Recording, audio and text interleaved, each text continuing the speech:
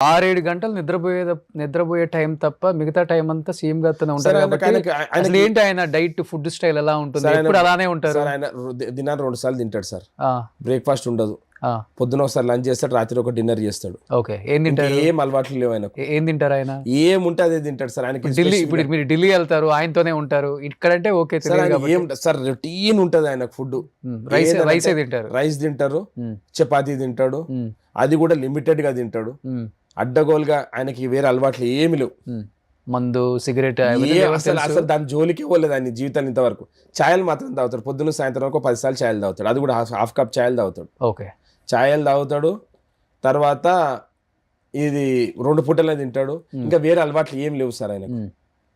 Is a fit sportsman. పొద్దున gym చేస్తాడు, ఒక 1 అవర్ జిమ్ చేస్తాడు, okay. Half an hour to 45 minutes gym చేస్తాడు.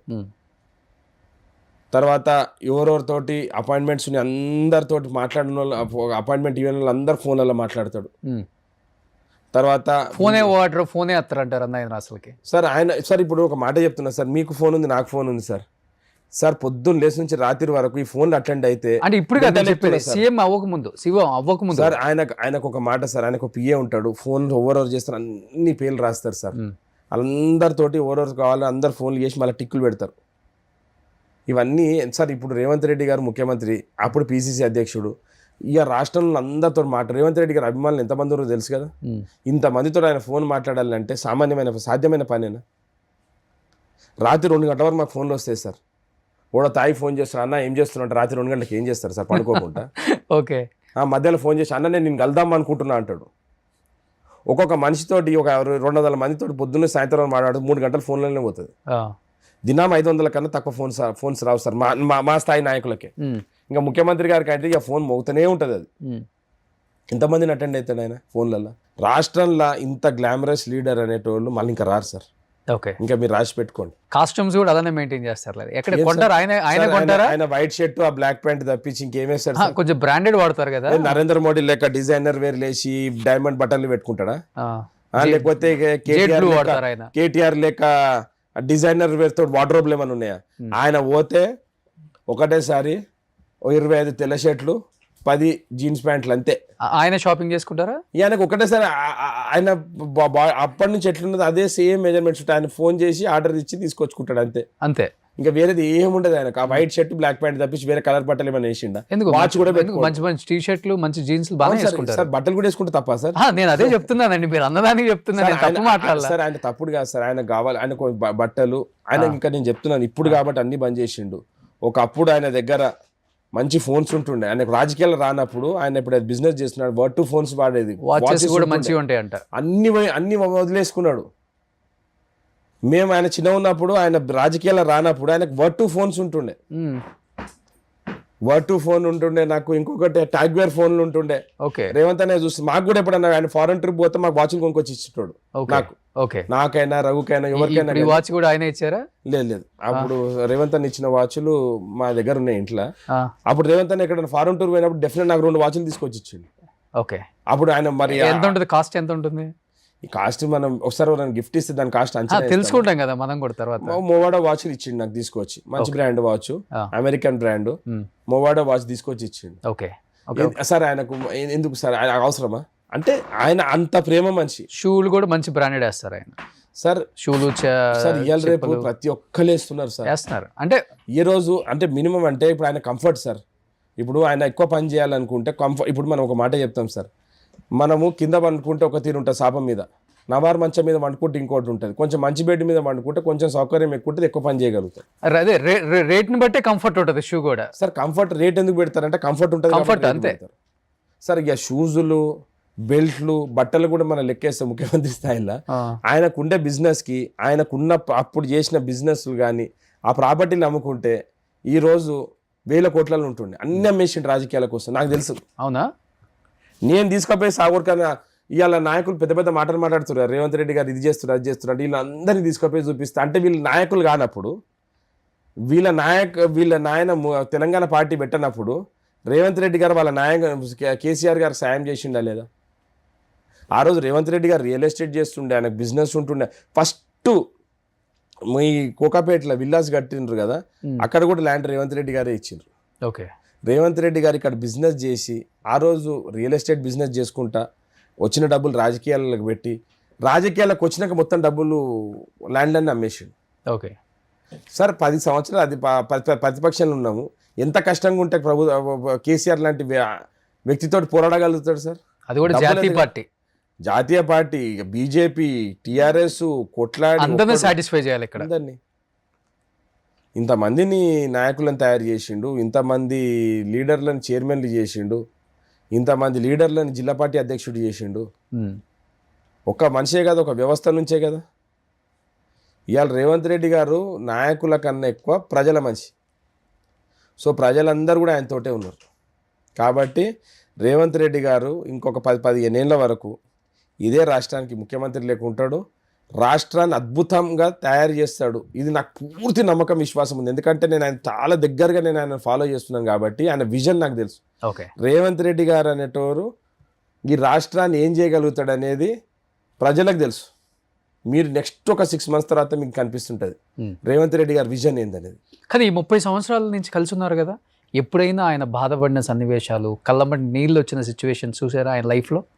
సార్ నాకు ఆయన ఒకసారి బాధ అంటే ఆయన ఎప్పుడు కూడా బాధ అందరు కూడా వ్యక్తం చేయడు. ఎన్ని కష్టాలు వచ్చినా కానీ ఎదుర్కొనే ధైర్యం ఉంది ఆయన దగ్గర, మొండోడు చాలా. కానీ రేవంత్ రెడ్డి గారి డాటర్ నమిషా ఎంగేజ్మెంట్ రోజు, ఆ రోజు జైలు నుంచి పొద్దున్న తీసుకుపోయి సాయంత్రం పోయేటప్పుడు ఆ బాధ నేను చూసిన. ఎప్పుడైతే ఆయనకు 3 o'clock నుంచి పోలీసు వాళ్ళు వచ్చి మొత్తం కూర్చున్నారు లోపల, ఆయన బెయిల్ ఇచ్చిన తర్వాత కూడా ఫంక్షన్ హాల్లో మొత్తం పోలీసు వాళ్ళు కూర్చొని ఉంటే ఫ్యామిలీ భోజనం కూడా తిందామంటే కూడా తినకుండా పోయింది సార్. అంత బాధ ఆ రోజు చూసిన. ఒక ఫాదర్ ఎంత ఒక్కగానో కూతురు ఫంక్షన్కి కూడా వీళ్ళు ఇంత కక్ష కట్టి లోపటేయించి బెయిల్ రాకుండా చేసిండు అంటే వీళ్ళ పాపం తగులుతుంది సార్. ఉసురు కొట్టుకపోయినరు అందుకే టీఆర్ఎస్ వాళ్ళు. రేవంత్ రెడ్డి గారు మామూలు బాధలు కాదు. ఎలక్షన్లో అయితే కొడంగల్లో పోతే బెడ్రూమ్ దర్వాజా ఇరగొట్టి ఎత్తుకపోతారు సార్. అప్పుడు ఆయన ఎమ్మెల్యే పోటీ చేస్తుంటే 2018 ఎలక్షన్ కానీ బిఫోర్ ఎత్తుకపోయినరు. కొడంగల్ని తీసుకుపోయి మా మహబూబ్ నగర్ తీసుకుపోయారు. ఇంత దుర్మార్గం పని వాడు ఆయన చేసిండు ఎక్కడన్నా? ఇవన్నిటి కూడా ప్రతి ఒక్కరికి ఒక కర్మ అనేది ఉంటుంది. ఆ కర్మ సిద్ధాంతం ప్రకారమే వాళ్ళు ఇవాళ అనుభవిస్తారు.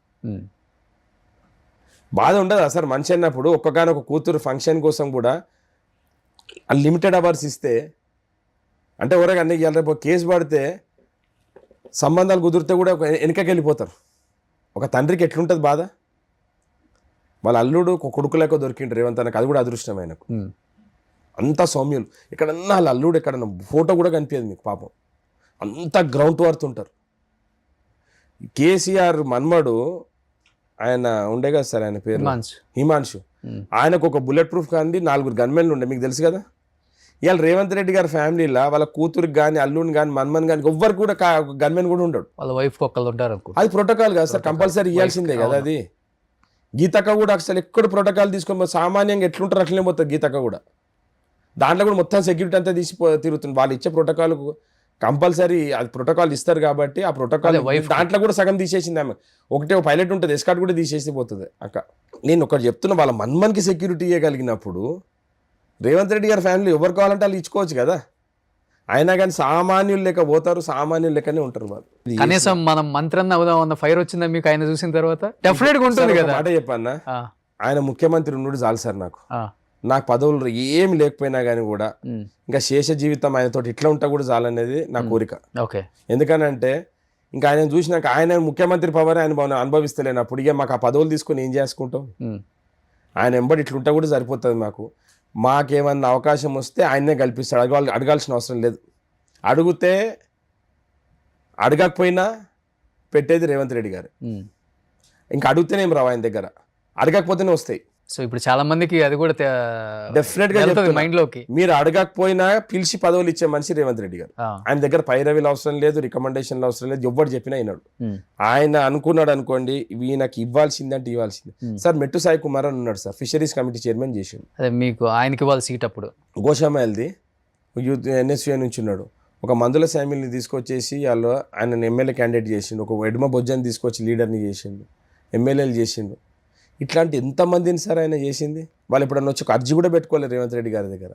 అట్లా పిక్ చేసిండు అందరిని. అదే పార్టీ కోసం కష్టపడిన వాళ్ళని ఫిక్స్ చేసి పెట్టుకున్నారు. డెఫినెట్గా వీళ్ళందరి కోసం రేవంత్ రెడ్డి గారు అందరి కోసం ఎవరు సార్ వీళ్ళందరూ టాటా బిర్రాలా లేకపోతే డబ్బులు ఉన్న వాళ్ళ అందరిని కూడా పార్టీ సిస్టమ్ అకామిడేట్ చేసిండు కదా. మధ్యలో ఎందుకు న్యూస్ వచ్చింది జూబ్లీ హిల్స్ బదిలోకి నాగార్జున గానీ చిరంజీవి గారు కానీ పోటీ చేసే అవకాశం ఉంది, స్పెక్యులేషన్స్ సార్ అవి. రేవంత్ రెడ్డి గారు కూడా కాంట్రాక్ట్ అయ్యారు. స్పెక్యులేషన్స్. రేవంత్ రెడ్డి గారు ఫస్ట్ డేనే చెప్పిండు ఎవరైతే సర్వేలలో పేర్లు వస్తాయో వాళ్ళకే టికెట్.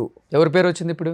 ఆ సర్వేలు జరుగుతున్నాయి సార్. ఇంకా అజరుద్దీన్ పక్కన పెట్టేస్తున్నారు. ఇప్పుడు అజరుద్దీన్ ఎమ్మెల్సీ అయ్యండి కాబట్టి ఎవరు ఇప్పుడు నాయకులు ఎవరెవరైతే సిటీకి దాని టికెట్ కోసం ఆశిస్తున్నారో అందరి మీద సర్వేలు నవీన్ యాదవ్ అవకాశం ఉందండి. అందరి కోసం అందరి మీద ఉన్నది ఇప్పుడు. అంటే సర్వేలు జరుగుతున్నాయి కాబట్టి అంజన్ కుమార్ గారు రేస్ లో ఉన్నారు, నవీన్ రేస్ లో ఉన్నాడు, సిఎన్ రెడ్డి ఉన్నాడు, నవీన్ యాదవ్ ఉన్నాడు, బాబా ఫసీయుద్దీన్ ఉన్నాడు, బొంతు రామ్మోహన్ ఉన్నారు. వీళ్ళందరు ప్రయత్నాలు చేస్తున్నారు. దాంట్లో బెస్ట్ క్యాండిడేట్ కి ఇస్తారు. ఎందుకనంటే ఇప్పుడు ఇంకొక లేడీ కంచెర్ల విజయలక్ష్మి అని ఆమె ఎవరో రేస్ అన్నారు. ఇప్పుడు చాలా మంది ప్రయత్నాలు చేస్తున్నారు. రోహన్ రెడ్డి కూడా రేస్ లో ఉన్నారా? లేదు సార్.